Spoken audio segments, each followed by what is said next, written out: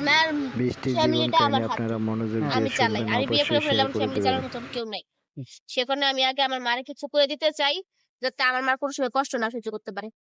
আমি কোনো সময় আমার ভাইয়ের উপরে ভরসা করি না। কারণ একজন ছেলে তার মাকে যে কতটা সম্মান করে সেটা আমি দেখি। আমি বুঝি। যদি সম্মানই করতো তাহলে রাস্তাঘাটে বুড়া যারা মুরব্বি আছে তারা রাস্তাঘাটে অন্য কারো কাছে হাত পাততো না। তার আমি মা আমার সম্পূর্ণ ভরসা আমার আল্লাহর উপরে রাখছি। আমার আল্লাহ আমরা যখন দিব আমি ধৈর্যের ফল নাকি মিষ্টি হয়। আর আমি ধৈর্য ধরে আছি। ছোটকাল থেকে ধৈর্য ধরে থাকতেছি। ইনশাআল্লাহ খুব ভালো জিনিস পাবো। আনুমানিক কত বছর হইতে পারে? ভাইয়া এটা বলতে পারি না। এটা তো আর বলা সম্ভব না। আমার স্বামী যেমনই হোক শুধু আমি চাই ও আমাকে ভালোবাসুক, আমার পাশে থাকুক, আমাকে সবসময় সাপোর্ট করুক। যাতে আমার ব্যাপারে এরকম কোনো কিছু না ভাবে যে যেটা আমি কষ্ট পাইছি ছোটকাল থেকে ওরকম কষ্ট যাতে আমার না দেয়। তাতে উনি আমাকে এরকম ভাবে আমার পাশে থাকে যাতে আমি বুঝতে পারি যে আমি আমার বাবার সুখটা পাই নাই গা, কিন্তু ওনার বাড়িতে যাই আমি স্বামীর সুখ পাইছি, আমার শ্বশুরের সুখ পাইছি, শাশুড়ির সুখ পাইছি।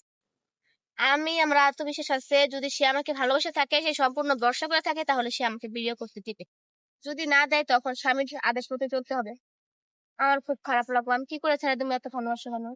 কি করে ভুলে থাকো?